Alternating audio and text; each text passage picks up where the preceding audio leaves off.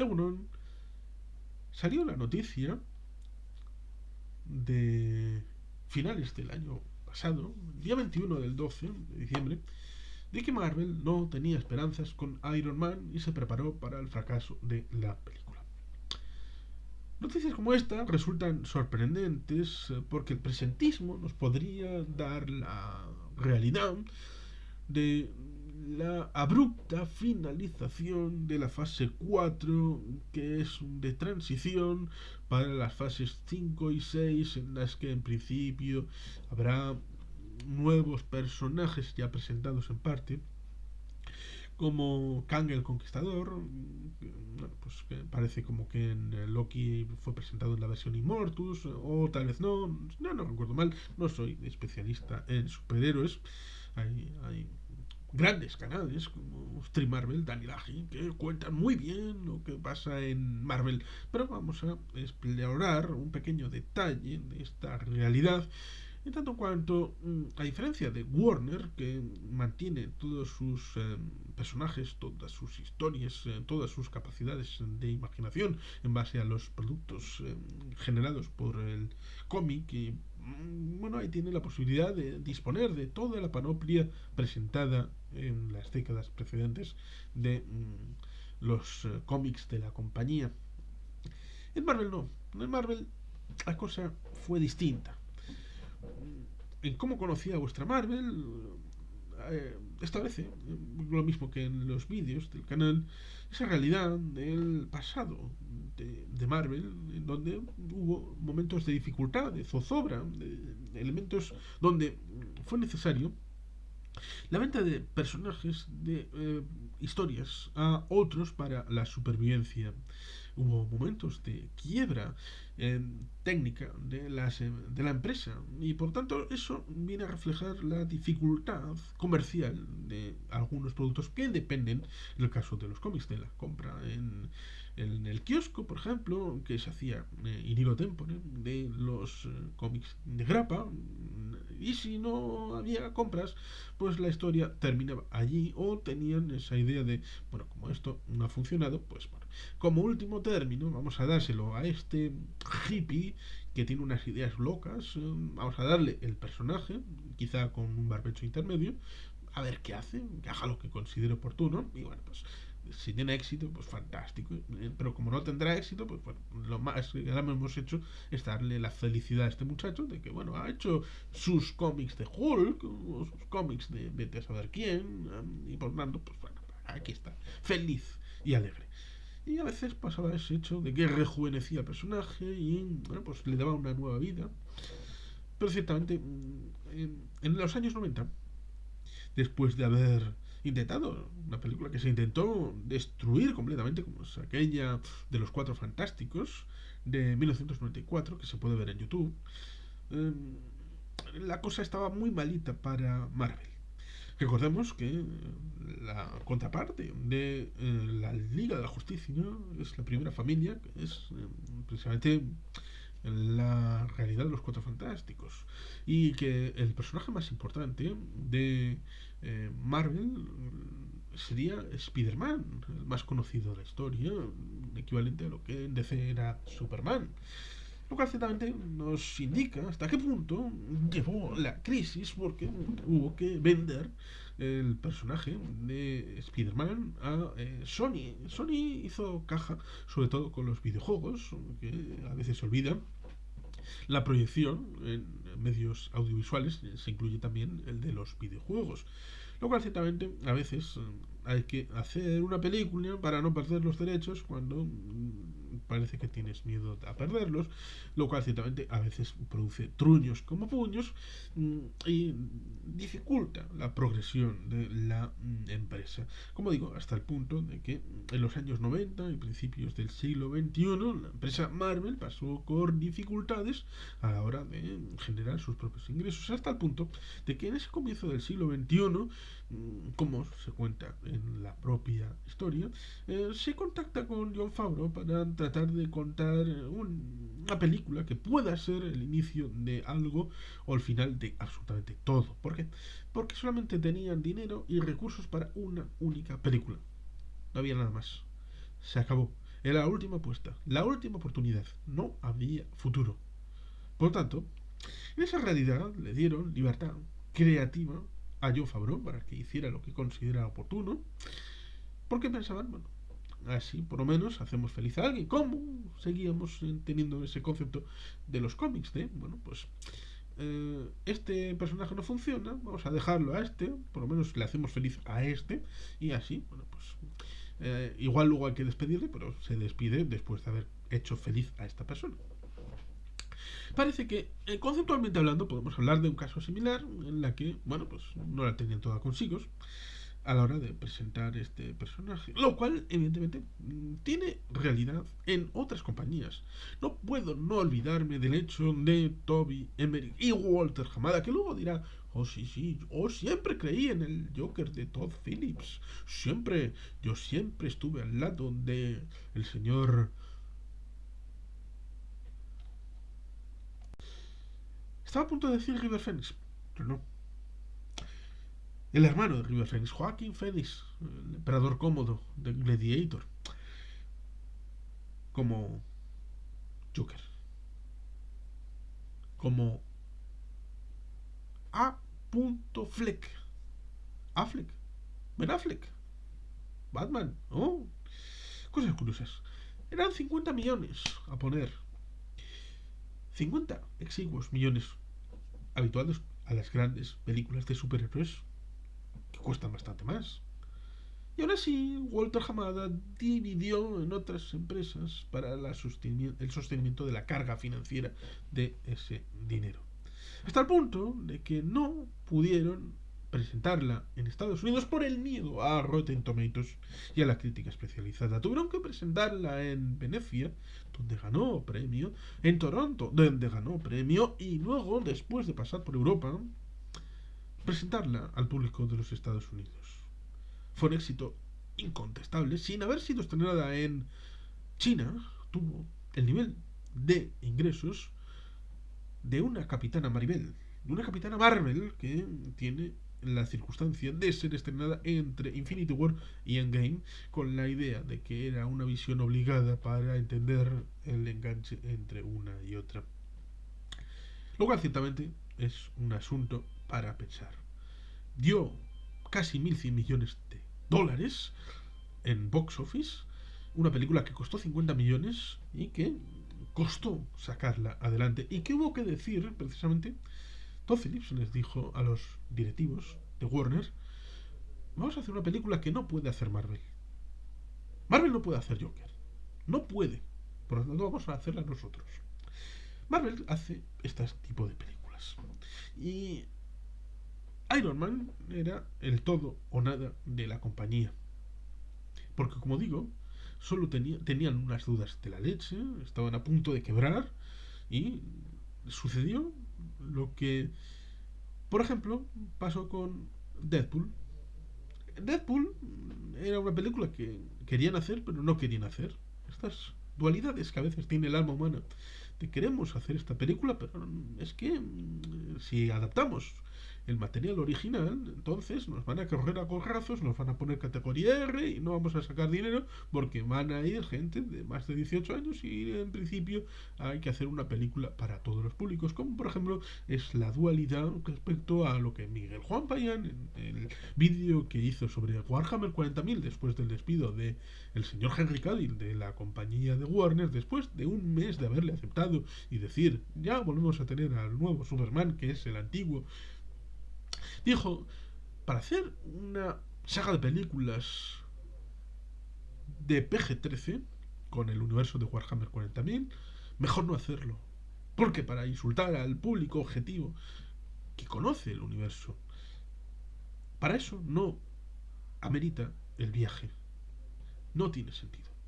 Por lo tanto, ciertamente, hacer una película, una saga respecto a esto, en Deadpool, sirvió para que, como ya no tenían ningún tipo de esperanzas, le dieron libertad artística al creador, e hicieron una película berra con Coglioni, y por lo tanto ahí tenemos un caso en donde evidentemente la segunda película, porque tuvo tanto éxito, pues ya es un asunto menor, no es como la primera, pero ahí tenemos como ejemplo de Deadpool, de lo que se conceptualiza en el ámbito de Iron Man.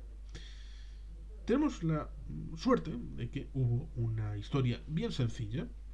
acotada, que conectó con el público en 2008, que funcionó muy bien. El personaje de Robert Downey Jr. parece casado con Iron Man, parece predestinado y es un buen personaje para el eh, carácter que debe interpretar. Y por tanto ahí tenemos una realidad objetiva. Pero eso no desmiente el pasado previo de las dificultades que hubo respecto a la producción y el desempeño que iba a tener. Sobre todo con el presente, en donde en principio ya empieza a bajar el ritmo de beneficios de las películas. Y parece que hay dificultades en el ámbito de Disney Plus respecto a las series, ya sea Miss Marvel o Hulk, She-Hulk, en el ámbito de que la Wakanda Forever, película que supuestamente debía continuar, aquella Black Panther, que en parte fue cambiada por la triste muerte de Charlie Boseman, evidentemente pues parece que tiene un desempeño menor comparado con lo que fue en 2022 al inicio, como es Doctor Extraño, el multiverso de la locura, o la un poco menor Thor, Love and Thunder. Parece que los superhéroes empiezan a ser desgastados, pero no desgastados por ser superhéroes en sí, sino por la fórmula. Parece que, como la Coca-Cola, que viene embutida en botellas, y la fórmula viene una y otra y otra y otra vez en esas botellas, nos dan evidentemente una repetición. Un poco la idea de la franquicia. La idea de la franquicia en comida significa que vayas a donde vayas, a un Burger King en el mundo, te van a dar la misma hamburguesa cuando pides, quiero la 7, quiero la 11, quiero el menú del 21. Bueno, pues te van a dar exactamente la misma comida, a diferencia de los restaurantes locales que, bueno, si pides, quiero una sopa de pescado, pues bueno, pues en algunos lugares lo hacen de una determinada manera, con unos ingredientes, con otros. No, aquí sabes perfectamente que el patrón está establecido. Y en las películas, pues pasa algo parecido en la saga de Marvel, que parece que tienes un patrón, un esquema, es,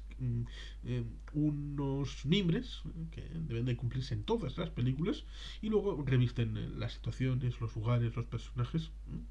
que en el fondo están dando carne a un armazón común y por tanto ciertamente puede tener la sensación de esta película la he visto en las últimas 30 películas. No exactamente, eso sería injusto decir que absolutamente todas las películas de Marvel tienen el mismo tono, porque no es lo mismo una Ant-Man con una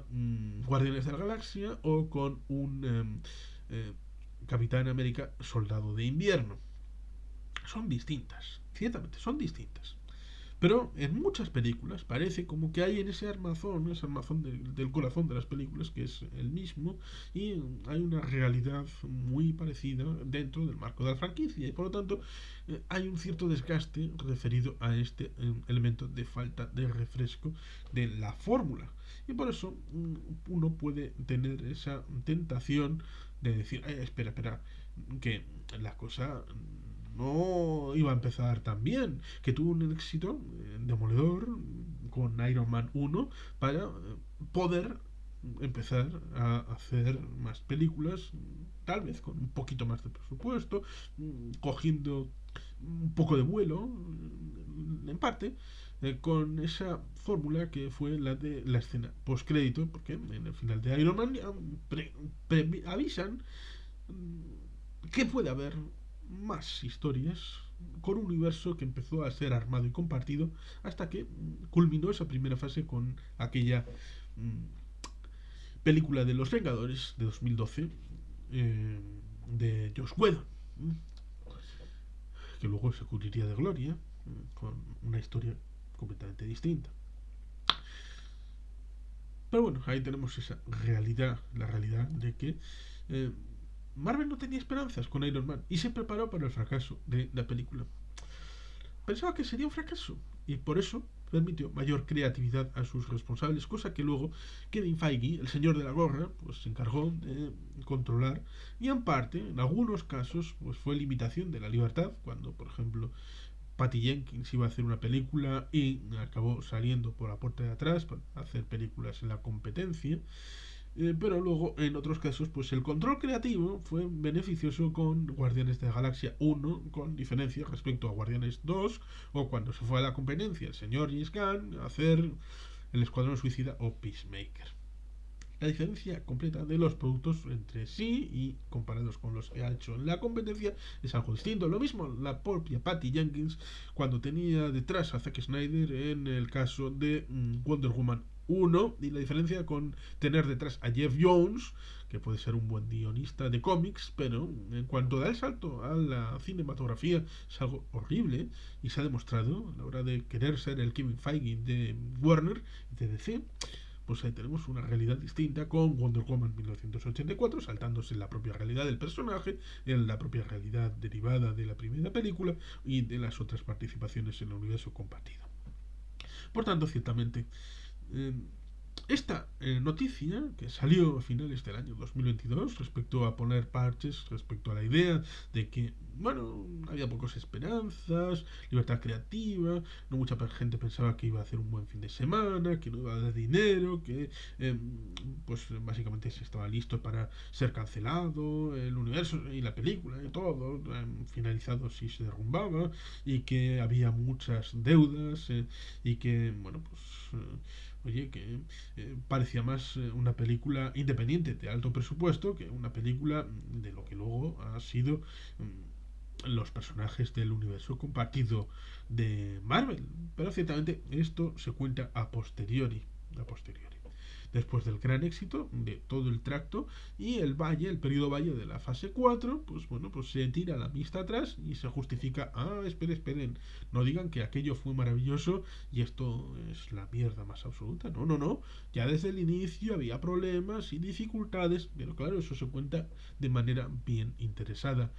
Y por lo tanto, ciertamente hay que poner las cosas de relieve encima de la mesa, tal y como son, y por qué se cuentan ahora estas historias respecto al pasado, al inicio de la saga multiversal, en teoría, del ámbito del universe de Marvel, el UCM. Por tanto, hay que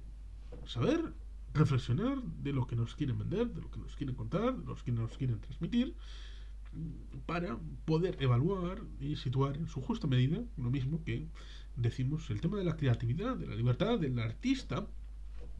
ponerlo en su justa medida, porque en buena medida Kevin Feige ha sido el que les ha dicho qué debían contar y cómo les ponían al coro de las escenas de acción, que es lo que debían transmitir, y bueno, pues insertarlos dentro de un marco general en donde esto debía conectar con aquello, esto debía conectar con lo otro, más allá, las escenas post crédito, y digamos que meter, por ejemplo, a un personaje que estuviera vinculado, porque en buena medida se puede decir que muy pocas películas,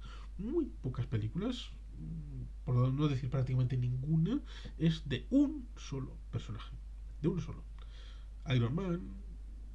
Shang-Chi. Por tanto, ciertamente ahí tenemos una realidad de fondo del universo que, para bien, para mal, para gusto o disgusto, es el que es. Y contar cosas que supuestamente estaban ocultas, que nunca los tuvo realmente, puede sonar interesado en el momento presente a la hora de tal vez intentar volver a reconectar con las fases 5 y 6, tratando de sacar jugo a lo que metieron con la compra de Fox, como es los mutantes, es decir, los X-Men, la circunstancia de la familia de Reed Richards, es decir, los Cuatro Fantásticos. Ahí tenemos